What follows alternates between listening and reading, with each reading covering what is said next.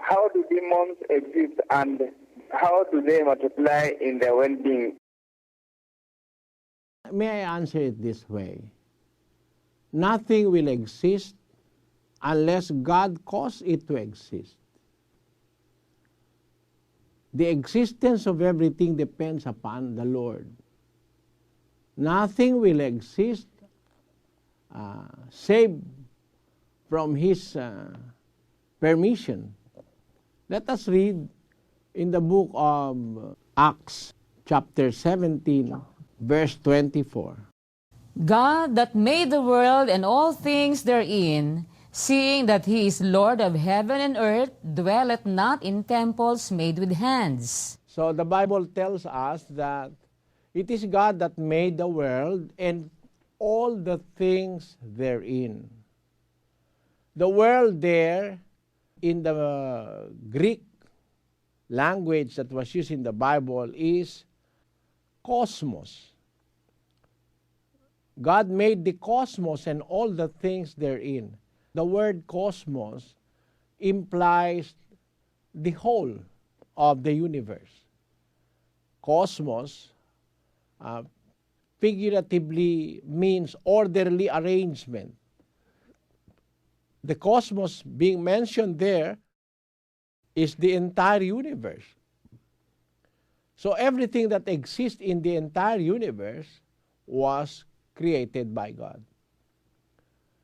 But the thing that you have to understand, brother, is that when Satan was created, he was not Satan. His name was not even Satan. Satan means adversary, enemy, the arch enemy of God. That's the meaning of the word Satan in Hebrew. Now, why did Satan become Satan? Because in his original state of being after his creation, Satan is not Satan.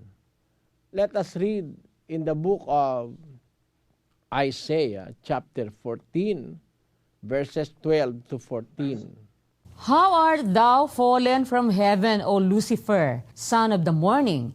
How art thou cut down to the ground, which didst weaken the nations? For thou hast said in thine heart, I will ascend into heaven. I will exalt my throne above the stars of God. I will sit also upon the mount of the congregation in the sides of the north. I will ascend above the heights of the clouds. I will be like the Most High.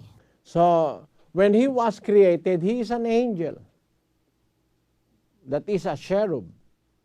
But his ambition made him the arch enemy of God, because his ambition is to be as high as God, to be equal with God. He said, I will be like the Most High. His ambition is to be like God himself. So he was thrown from heaven. He was excommunicated from heaven. He was cut down and cast down to the ground, according to the Bible. Demons are not demons. They were not created demons. Demons became demons because they were fallen angels. Why were they called in the Bible fallen angels? What happened to them? Let us read in the book of Jude, chapter 1, verse 6. And the angels which kept not their first estate, but left their own habitation, he hath reserved in everlasting chains under darkness, unto the judgment of the great day. There are angels which kept not their first estate, but left their own habitation. You see? There are angels who did not follow God. There are angels who followed the rebellion of Satan against God. That's why they became demons. And these demons are spirit beings. They do not multiply, or they do not produce their kind.